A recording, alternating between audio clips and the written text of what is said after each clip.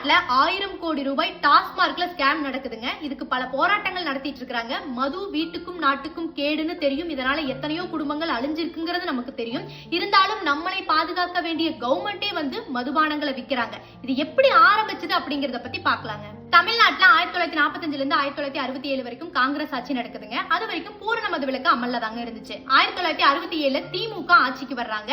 அண்ணா அவர்கள் முதலமைச்சரா பொறுப்பேற்கிறார். இப்பவும் பூரண மது விலக்கு அமல்ல தாங்க இருக்கு. 1969 அண்ணா மறைவுக்கு அப்புறம் கருணாநிதி அவர்கள் முதலமைச்சர் ஆகிறாரு. இந்த சமயத்துல மத்திய அரசு ஒரு அறிவிப்பு வெளியிடுறாங்க. எந்தெந்த மாநிலங்கள்ல பூரண மது விலக்க நடைமுறைக்கு கொண்டு வர்றீங்களோ அந்த மாநிலத்துக்கு மத்திய அரசு கிட்ட இருந்து ஃபண்ட் வரும் அப்படின்னு சொல்றாங்க. நம்ம தமிழ்நாட்டுல ஏற்கனவே பூரண மது விலக்கு அமல்ல தான் இருக்கு. அப்ப நம்ம தமிழ்நாட்டுக்கு அந்த ஃபண்ட் கிடைக்காது.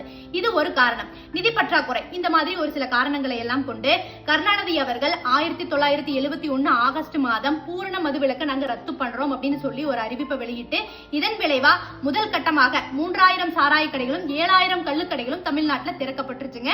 அதற்கப்புறம் தமிழக மக்கள் புதுவிதமான சந்தோஷத்துல மூழ்கிறாங்க. இது அப்படியே 2 ஆண்டுகள் தொடருதுங்க. அதன் பிறகு எதிர்கட்சிகளுடைய போராட்டம் அப்படி இப்படின்னு மீண்டும் பூரண மது விலக்கு அமல்படுத்துறாங்க.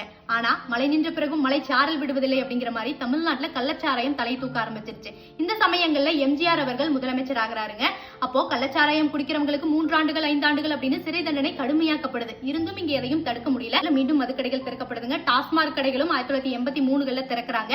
1989 கருணாநிதி அவர்கள் முதலமைச்சரா இருக்கும்போது மலிவு விலையில் மதுபானம் அப்படின்னு கொடுக்குறாங்க. மீண்டும் ஜெயலலிதா அம்மா ஆட்சிக்கு வர்றாங்க. இந்த சமயத்துல டாஸ்மாக் பார் வசதியோட ஓபன் பண்றாங்க.